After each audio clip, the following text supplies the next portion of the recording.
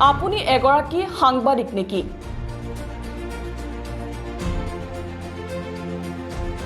যদি হয় তেন্তে হিন্দু সাংবাদিক নে মুছলমান সাংবাদিক?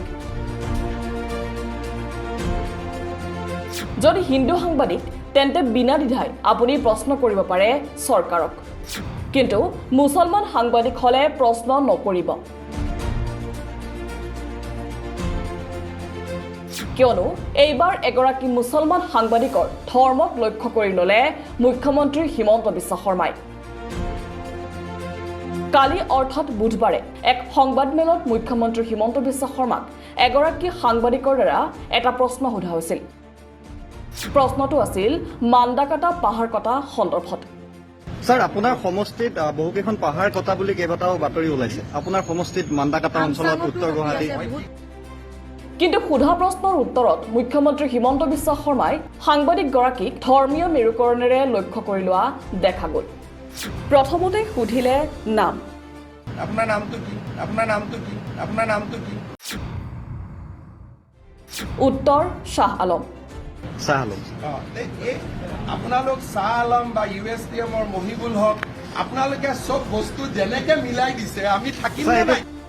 নাম শুনি প্ৰতিক্ৰিয়া সলনি হ'ল মুখ্যমন্ত্ৰীৰ। এগৰাকী কৰ্তব্যৰত সাংবাদিকক ব্যক্তিগতভাৱে আক্ৰমণ কৰিবলৈ আৰম্ভ কৰিলে মুখ্যমন্ত্ৰী হিমন্ত বিশ্ব শৰ্মাই। শ্বাহ আলমক প্ৰশ্ন সুধিম যে কেতিয়াবালৈকে আমিবোৰ থাকিম নে নাই অসমত? আমাক থাকিব দিব নে নাই?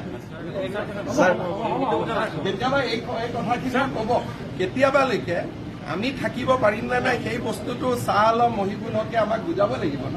হিমন্ত বিশ্ব শৰ্মা ৰামেশ্বৰ তেলীক থাকিব দিব নাই এইটো কেতিয়াবা ডিছকাছ কৰিলো। বিভিন্ন কটু মন্তব্যৰে সাংবাদিকগৰাকীক আক্ৰমণৰ লক্ষ্য কৰি লোৱা হ'ল, যি ভিডিঅ' এতিয়া সামাজিক মাধ্যমত ভাইৰেল হৈ পৰিছে। বিভিন্নজনে এগৰাকী মুখ্যমন্ত্ৰীৰ এনে মন্তব্যক লৈ বিৰূপ প্ৰতিক্ৰিয়া প্ৰকাশ কৰিছে।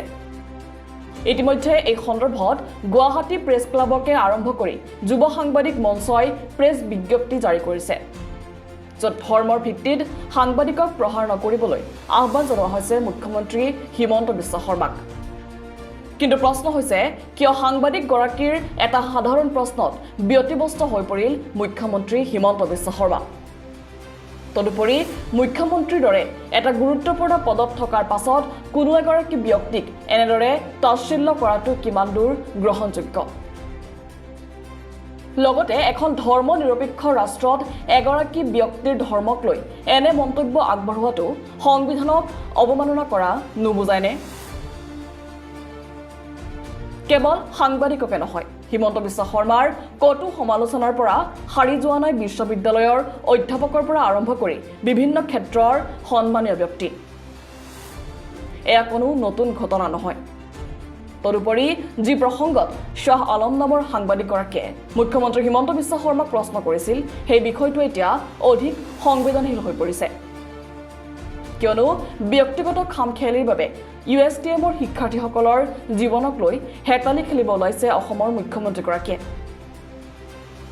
চাকৰিৰ ক্ষেত্ৰত USTMৰ পৰা উত্তীৰ্ণ হোৱা ছাত্ৰ ছাত্ৰীক যোগ্যতা থকাৰ পাছতো চাকৰি নিদিয়াৰ সিদ্ধান্ত লৈছে হিমন্ত বিশ্ব শৰ্মাই। কিয়নো যদিও USTMে পাহাৰ কটাৰ বিৰুদ্ধে হিমন্ত বিশ্ব শৰ্মাই বিভিন্ন অভিযোগ উত্থাপন কৰিছে, কিন্তু আজি পৰ্যন্ত কোনো চৰকাৰী বিহিত ব্যৱস্থা গ্ৰহণ কৰা নাই চৰকাৰে,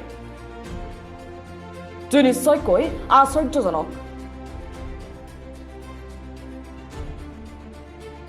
আৰু ইয়াৰ সলনি মুখ্যমন্ত্ৰী ব্যস্ত সাংবাদিকৰ ধৰ্ম বিচাৰ কৰাত। আপোনাৰ নামটো কি? শ্বাহ আলম। আপোনালোক শ্বাহ আলম বা USTMৰ মহিবুল হক, আপোনালোকে চব বস্তু যেনেকে মিলাই দিছে আমি থাকিম নে নাই? প্ৰতিদিনেও কৰিছে, কেইবাটাও নিউজ চেনেলো কৰিছে। মই শ্বাহ আলমক প্ৰশ্ন সুধিম যে কেতিয়াবালৈকে আমিবোৰ থাকিম নে নাই অসমত? আমাক থাকিব দিব নে নাই? কেতিয়াবা এই কথাখিনি ক'ব, কেতিয়াবালৈকে আমি থাকিব পাৰিম নে নাই সেই বস্তুটো শ্বাহ আলম মহিবুল হকে আমাক বুজাব লাগিব ন, হয়নে? কালি আইন আহিব। নহয় নাই, আমি একো নাই, খালি মই হাঁহিয়াই কৈছো যে আমি এখন অসমত থাকিব পাৰিম নাই এইটো আমাক বুজাই দিব। বিষয় চৰ্চা সেইকাৰণে সুধিলো। চৰ্চিত বিষয় কাৰণে কৈছো, আটাইতকৈ চৰ্চিত বিষয় হ'ল ডেমগ্ৰাফিক চেঞ্জ। গতিকে শ্বাহ আলম মহিবুল হকে হিমন্ত বিশ্ব শৰ্মা ৰামেশ্বৰ তেলীক থাকিব দিব নাই এইটো কেতিয়াবা ডিছকাছ কৰিলোঁ